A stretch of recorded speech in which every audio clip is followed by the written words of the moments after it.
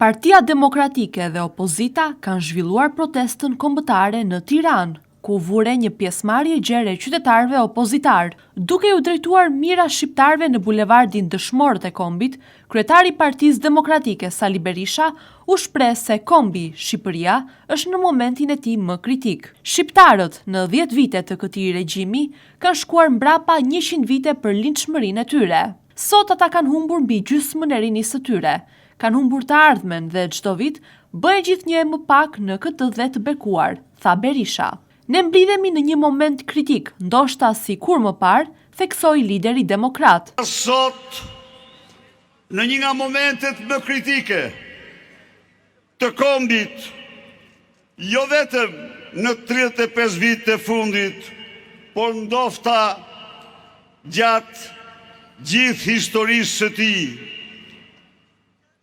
mira vjeçare, në 10 vite të fundit të këtij regjimi, shqiptarët janë paksuar më shumë se nga çdo epidemi, nga çdo pushtim, nga çdo zibuke dhe çdo gjë tjetër.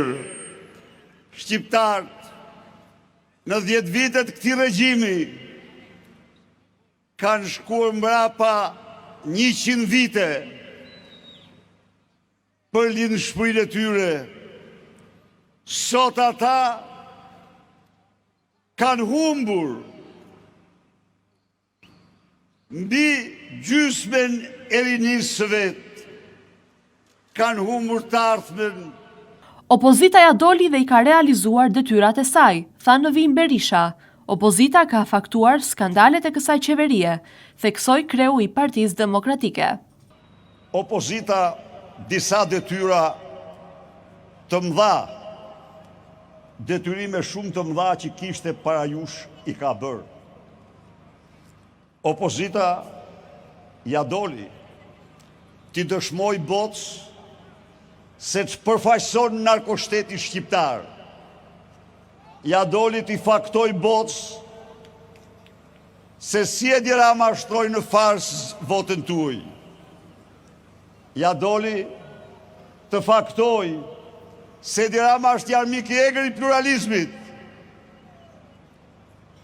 se është një bos i karteleve më të rrezikshme të drogës në Europë. Të gjitha këto ishin të domosdoshme, por të gjitha këto kanë një mesazh. Në këmbë shqiptar, në misionin historik për të larguar Edi Ramën, për të shpëtuar Shqipërinë, për të shpëtuar demokracinë, për të shpëtuar familjen shqiptare. Në fund Berisha ka mbyllur protestën duke valëvitur flamurin kombëtar. Në fund, protestuesit u shpërndan të qetë dhe pa krijuar incidente.